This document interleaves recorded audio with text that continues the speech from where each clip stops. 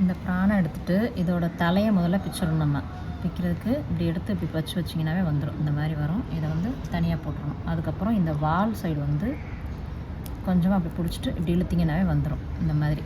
அதுக்கப்புறம் அதையும் போட்டுட்டு கத்தி வச்சு எடுக்கிறனால எடுக்கலாம், இல்லை ஒரு சிலருக்கு ஃபோர்க்குனா வசதியாக இருக்கும், அதனால் அது இருந்ததுன்னா அதை எடுத்துக்கலாம். இந்த மாதிரி எடுத்துகிட்டு இந்த ஓடை நல்லா பிரித்து எடுத்துருங்க.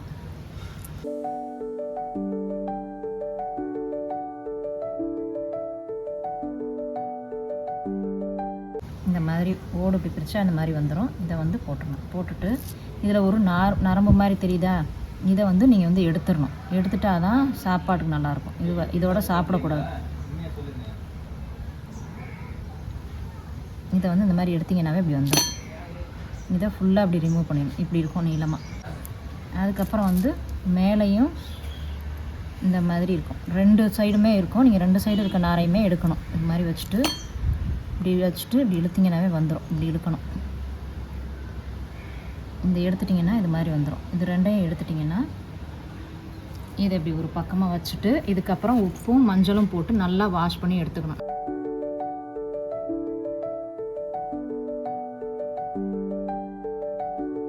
நல்லா ஒரு 3 ஸ்பூன் அளவுக்கு எண்ணெய் ஊற்றிங்க. எண்ணெய் எந்த அளவுக்கு ஊற்றிங்கன்னா அந்தளவுக்கு வந்து நல்லாயிருக்கும். எண்ணெய் கம்மியாக யூஸ் பண்ணுறவங்க பண்ணிக்க வேண்டியதுதான். கொஞ்சமாக பூண்டு நல்லா பொடியாக நறுக்கி வச்சுருக்கேன், அதில் கொஞ்சமாக மட்டும் போடுறேன்.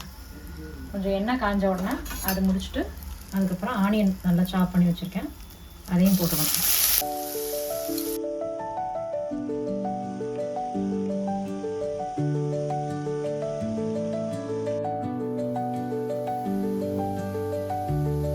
நான் வந்து கருவேப்பிலை வந்து கொஞ்சம் பிச்சு போட்டுருக்கேன். ஏன்னா பசங்கள்லாம் வந்து சம்டைம்ஸ் முழுசாக போட்டால் எடுத்து வச்சுருவாங்க. அதனால் நம்ம பொடியாக கட் பண்ணி போட்டோம்னா அந்த கிரேவியோட நல்லா பிளெண்ட் ஆகிக்கும். ஸோ அவங்க அப்படியே சாப்பிடுவாங்க. கொஞ்சமாக இஞ்சி பூண்டு பேஸ்ட் வந்து ஒரு ஸ்பூன் அளவுக்கு எடுத்துருக்கேன். வெங்காயம் வந்து 2 வெங்காயம் போட்டுருக்கேன், பெரிய வெங்காயம் 2 வெங்காயம் போட்டுருக்கேன். நல்லா அந்த இஞ்சி பூண்டு பேஸ்ட்டோட பச்சை வாடை போனதுக்கப்புறமா நம்ம தக்காளி போடணும். வெங்காயம் வந்து சீக்கிரம் வதங்கணும்னு நினச்சோம்னா நம்ம வந்து கொஞ்சமாக உப்பு போட்டுட்டு வதக்க ஆரம்பிச்சோம்னா சீக்கிரமாக வதங்கிடும்.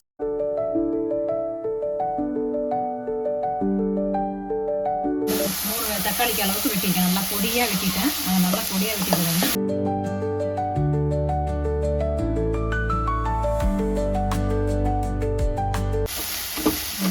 சுற்றி விட்டுட்டோம்னா அது நல்லா மசிஞ்சுக்கும். பசங்களுக்கு வந்து எடுத்து வைக்க மாட்டாங்க, அதனால இந்த மாதிரி பண்ணிட்டேன். பச்சை வாசம்லாம் போகிற வரைக்கும் நல்லா வதக்கிக்கோங்க, இல்லைன்னா அந்த பச்சை வாசம் அப்படியே இருந்துகிட்டே இருக்கும். இப்போ கொஞ்சம் நல்லா வதங்கிடுச்சு.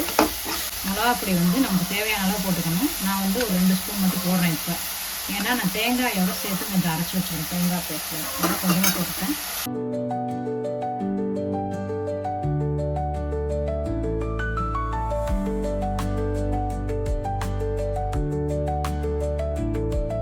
பிரானை வந்து நான் வந்து நல்லா மஞ்சள் பொடியும் உப்பும் போட்டு நல்லா க்ளீன் பண்ணி வச்சுருக்கேன். அந்த பிரானை வந்து இதில் சேர்த்துக்கணும்.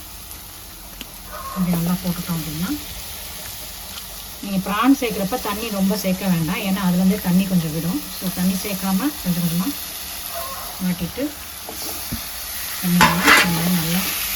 நல்லா கிளறி விட்டு வேக வச்சுக்கலாம்.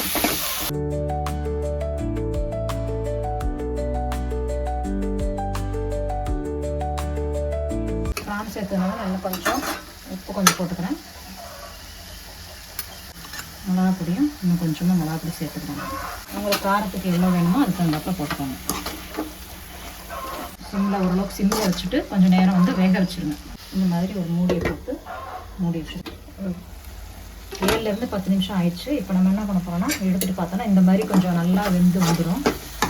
இப்போ தேங்காய் வேணுங்கிறவங்க தேங்காய் போட்டு பண்ணலாம், இல்லை தேங்காய் வேணாம் நாங்கள் சேர்க்க மாட்டோம் அப்படின்னா இப்படியே அதை நான் விட்டு நல்லா ட்ரை பண்ணிங்கன்னா நல்லா வந்துடும் கிரேவி.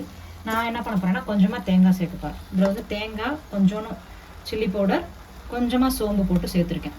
அப்படின்னா நமக்கு அந்த கிரேவி வந்து பேஸ்ட் மாதிரி நல்லா வரும். கிரேவி எல்லாம் தொக்கு வந்து கொஞ்சம் நல்லா இதாக வரும். அதனால் இப்படி போட்டு பண்ணிட்டோம்னா இதை போட்டு நல்லா வதக்கிடும். நான் சும்மா ஒரு 2 ஸ்பூன் அளவுக்கு மட்டும்தான் சேர்த்துருக்கேன் அந்த பேஸ்ட்டு. நீங்கள் உங்களுக்கு வேணுங்கிறவங்க கூட சேர்த்துருங்க, போடாமல் பண்ணாலும் அந்த டேஸ்ட் நல்லாயிருக்கும். ரொம்ப இது மூடி வைக்கணும்னு இல்லை, இப்படியே அதெல்லாம் கொஞ்சம் நேரம் வேக வைக்கணும். தேங்காயோடதெல்லாம் போய் நல்லா இது வர வரைக்கும் வேக வைங்க. எண்ணெய் கூட இன்னும் கொஞ்சம் நீங்கள் ஆட் பண்ணிக்கலாம். ஆட் பண்ணிக்கிட்டிங்கன்னா அடியில் பிடிக்காமல் நல்லா வரும். எண்ணெய் ஒரு 2-3 ஸ்பூன் ஊற்றிக்கிட்டிங்கன்னா நல்லா அந்த பேஸ்ட்லாம் வந்து அடியிலலாம் பிடிக்காம நல்லா நமக்கு வதங்கி எடுக்கிறப்ப நல்லா கிரேவி சாப்பிட்றப்ப ரொம்ப நல்லா டேஸ்ட்டாக இருக்கும். இது கொஞ்சம் நேரம் அப்படியே வேக வச்சுட்டு வெந்ததுக்கப்புறமா எடுத்துக்கோ. வேகத்தை கொஞ்சம் நேரம் ஒரு 5 நிமிஷம் வதங்கணும். இந்த அளவுக்கு வந்துருச்சு. இன்னுமே கொஞ்சம் வதங்குற வரைக்கும் நம்ம பார்த்தோம்னா கொஞ்சம் இதாக இருக்கும். உங்களுக்கு இந்த டைமில் நீங்கள் வந்து டேஸ்ட் பண்ணி பார்த்துக்கோங்க. உப்பு உரப்பெல்லாம் வேணும்னாக்க கொஞ்சம் ஆட் பண்ணிக்கோங்க. இல்லை ஆயில் வேணும்னாலும் நீங்கள் போட்டுக்கலாம். எவ்வளோ நல்லா இன்னும் கொஞ்சம் வரணும், நல்லா சுருள வரணும், வதங்கி வரணும், அந்த மாதிரி வதக்கணும். ஸோ இன்னும் கொஞ்சம் வதக்கிட்டே இருந்தோம்னா வதங்கிடும். ஏன்னா அப்படியே சமயத்தில் விட்டுட்டிங்கன்னாக்கா அடி பிடிச்சிக்கும். அதனால் கொஞ்சம் கடைசியில் போக நீங்கள் கிளறிக்கிட்டே இருந்தால் பெட்டர். ஃப்ளேம் மட்டும் ஹை ஃப்ளேமில் வைக்காதீங்க. ஃபஸ்ட்டு கொஞ்சம் வச்சுட்டிங்கன்னா கூட மூடி போட்டு வேக வச்சுப்ப. கடைசியிலலாம் கொஞ்சம் சிம்லேயே வச்சுக்கிட்டே வேக வச்சுடுங்க. ஏன்னா டக்குன்னு அடி பிடிச்சிக்கும் நமக்கு. இந்த மாதிரி இப்போ நல்லா சுருளை வந்துருச்சா? இப்போ பார்த்தீங்கன்னா அந்த எண்ணெய் பிரிஞ்சு இங்கே பபுளாக வர மாதிரி தெரியுது அவங்களுக்கு. இது நல்ல கரெக்டான பதம். இந்த டைமுக்கு வந்தோடனே நீங்கள் ஒரு கிளறிட்டு பார்த்தீங்கன்னா நல்லா ஒட்டாமல் வருதா? பாத்திரத்துலேயே இல்லை பாருங்கள், இந்த மாதிரி வந்துருச்சுன்னா இப்படி பார்த்ததுக்கப்புறமா எடுத்துகிட்டு நான் என்ன பண்ணிட்டேன்னா கொஞ்சோன்னு கருவேப்பிலை மட்டும் கொஞ்சம் அந்த வாசத்துக்கு கடைசியாக போடுறதுக்காக கட் பண்ணி வச்சுருக்கேன். கொஞ்சமாக இது கொஞ்சம் போட்டுட்டு கொத்தமல்லியும் கொஞ்சமாக தூவிட்டு இதை ஒரு தடவை கிளற எடுத்துகிட்டு கறிலீப்பெல்லாம் போட்டோன்னா அந்த வாசம் நல்லா இருக்கும். நல்லா இன்னும் அந்த வாசமும் நல்லா இருக்கும். போட்டு நல்லா வந்துச்சு. இப்போ இதை வந்து ஒரு பாத்திரத்தில் வந்து நம்ம மாற்றிக்கலாம்.